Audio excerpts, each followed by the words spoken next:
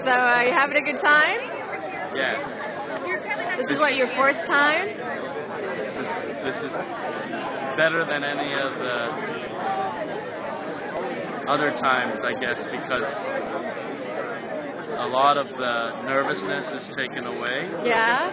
And I get to focus on why we're doing it more instead of the fear. But there's still a little fear. I mean, everybody faces fear. Yeah. And we should acknowledge it. You know, like Bill says, we don't know what's going to happen. Yeah. And it's easy for me to come up with messaging like, I fear more that the president doesn't take action. But no, I really do fear in my heart, like sometimes what happens. And it's good to acknowledge that. And that's what we do here. People are just talking nervously. People are just, they can't stop expressing their emotions, and that comes from an anxiety and nervousness, and that's good nervousness. It's positive stress. Excellent. So can you tell everybody why you had me dressed up today? why we're the only people here who are dressed up? No, there's many people dressed up here today. Just kidding. Because this is holy work.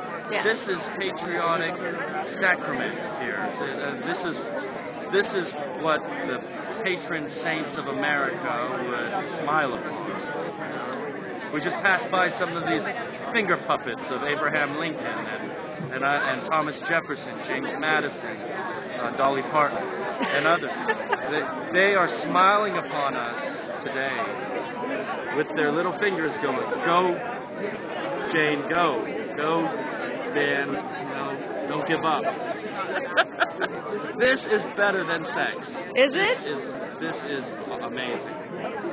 I know we're supposed to be all conservative, right? Right. But this is like a activist's dream come true, an orgy of sorts, where people really get to express who they are, be liberated enough that they help to liberate others. So what have we said so far? That this is like a gateway drug. This is like an orgy.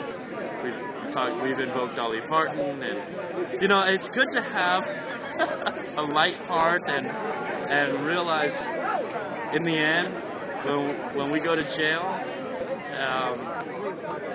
some people are going to be broken down to their very core of who they are, and it's a spiritual experience. Yeah.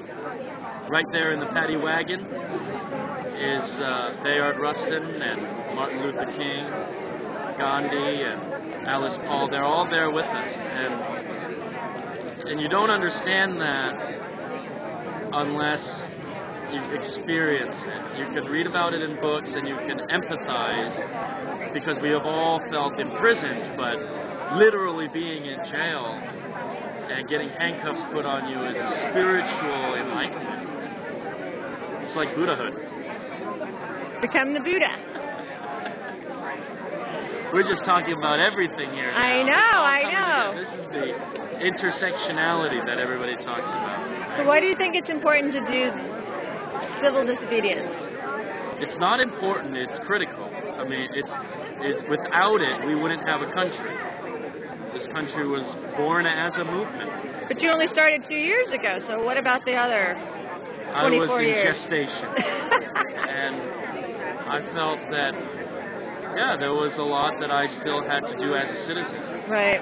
You don't really become a full citizen until you choose to side and associate yourself with the principles of a nation, and that's what separates state citizenship from national citizenship, right? And when we come into that birth of our national identity, it's through actions like this, where we say our lives are more. I want to put this in the right way, but it's hard because the purpose of life we all define in so many ways, but when you find a cause that's more important than life itself, that's when you're really born.